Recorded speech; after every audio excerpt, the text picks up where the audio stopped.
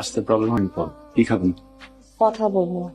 আপনি আমাকে দেখতে গিয়েছিলেন, আপনার ফ্যামিলি পছন্দ করেছে, বিয়ের কথাও আগাতে পারে। বিয়েটা হবে না কেন?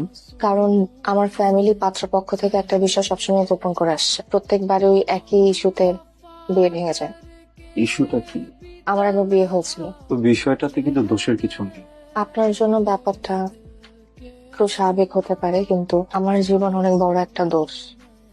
একটা কথা জিজ্ঞেস করি, কেন করলেন আপনি এরকম? আমি তো বিশ্বাস করে আপনাকে সবকিছু বলছিলাম, তাই না? আপনি বিশ্বাসটা ভেঙে দিলেন আমার। শারমিন, আপনার জন্য আমি আমার জীবনের সবচেয়ে বড় একটা ঝামেলায় পড়ছি। আমার দুলাভাই আমার সাথে যা তা ব্যবহার করছে। আমার বোন আমার গায়ে হাত তুলতে পর্যন্ত বাকি রাখে নাই। শারমিন প্লিজ আপনি একটু ঠান্ডা হন। কি হচ্ছে আমাকে বলেন। কি হয়েছে আপনি বুঝতেছেন না? আমার বোনের কাছে, দুলাভাইয়ের কাছে, ভাগনার কাছে, আদরের ভাগনার কাছে আপনি আমার চিটার বাটপার বানাইছেন, ইনফরমেশন গ্যাপ করছেন। Information gap? আরে কি ইনফরমেশন গ্যাপ করছেন? মানে আপনার শালীর যে বিবাহ একবার বিয়ে হয় এটা কইছেন আপনি আমারে? আপনি বলছেন? এটা কি আপনার বলা উচিত ছিল নাকি উচিত ছিল না? আপনি বলেন।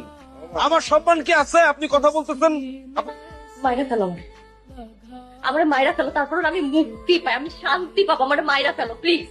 আমার বাচ্চা আমাকে জীবন